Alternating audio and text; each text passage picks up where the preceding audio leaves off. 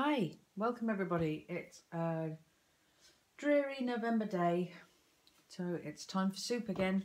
So this is going to be a green soup. It's kind of our staple on the retreat, and as with all things, all meals basically start with an onion. Occasionally they start with a leek, but generally they start with an onion. So I'm just softening in the pan some coconut oil.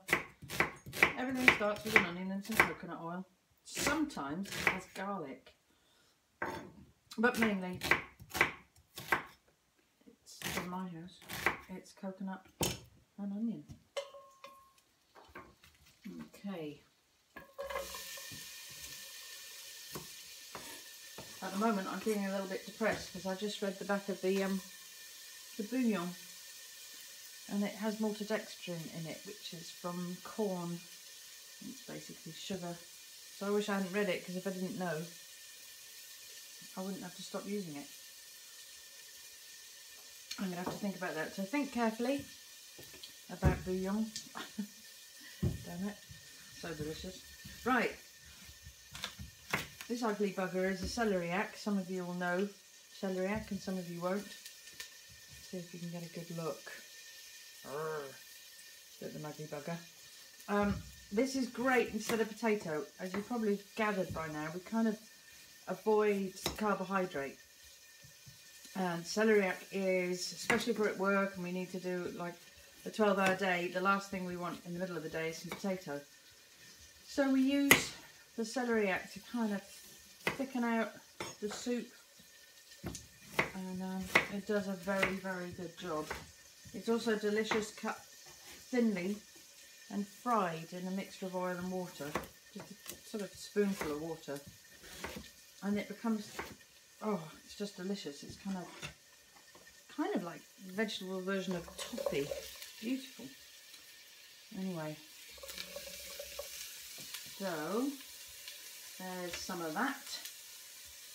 Now, courgettes and watercress don't really need to go in until the end, but I'm just gonna cut them because they don't take as long.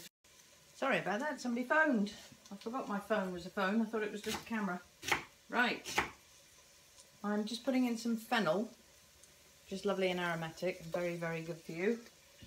And what else? A little bit of cabbage. Anything really, as long as it's green. I would recommend that you don't mix green or white. It's kind of the same. Don't mix your oranges with your greens. It doesn't taste very nice generally. You know, if you had a pumpkin soup and you put spinach in it, it wouldn't be very nice. So I'm going to leave the watercress and the courgette right until the end. So it's softened off. I had a bit longer because I was on the phone. So I'm just going to leave that to do that, and then I'm just going to cover it with water, and then I'll come back to you when it's, well, the next exciting instalment. Okay, so I've just put the courgette and watercress into the pan because everything else was softened. So I'm just going to give that a couple of minutes. And then, does my hair show when I bend down? It does, doesn't it? Okay, so I'm just going to let that do its thing, and then I'm going to move it to the blender, to the super duper blender, which is a blend tech. People always want to know what equipment you have, and my blend tech is probably the best blender I've ever found. And if more people watch these videos, I'd probably get an endorsement and they'd send me a free one. But there you go, we can but dream. So what I'm going to do is record it when it's blended and show you what the finished result looks like. Okay. So there it is, the finished soup. You're probably wondering at this point why we call it green soup, but I'm afraid that's a secret. This was my mother's recipe. She used to grow her own vegetables as well, and she used to cut out all the outer leaves of vegetables that weren't really eatable, and she'd soften them in oil and then blend them and keep them as a sort of green sludge in the freezer, and every day she'd get a thing of green sludge out. She used to carry it around in her car in an old yoghurt pot with an elastic band keeping an old piece of plastic bag over the top, which wasn't very stable, and there was always green soup all over the inside of her car.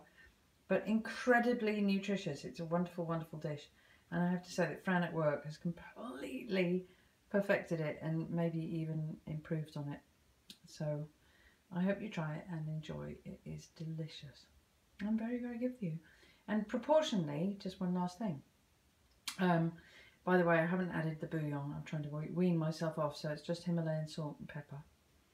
And proportionally, it tastes like watercress soup, but you could put more fennel in and it would be fennel and watercress, or you could put in more celeriac and then it would be watercress, fennel and celeriac. So it's up to you. Just put in more of what you like the flavour of, if that's a proper sentence. Okay, anyway, enough of me rambling on. I'm going to eat my soup.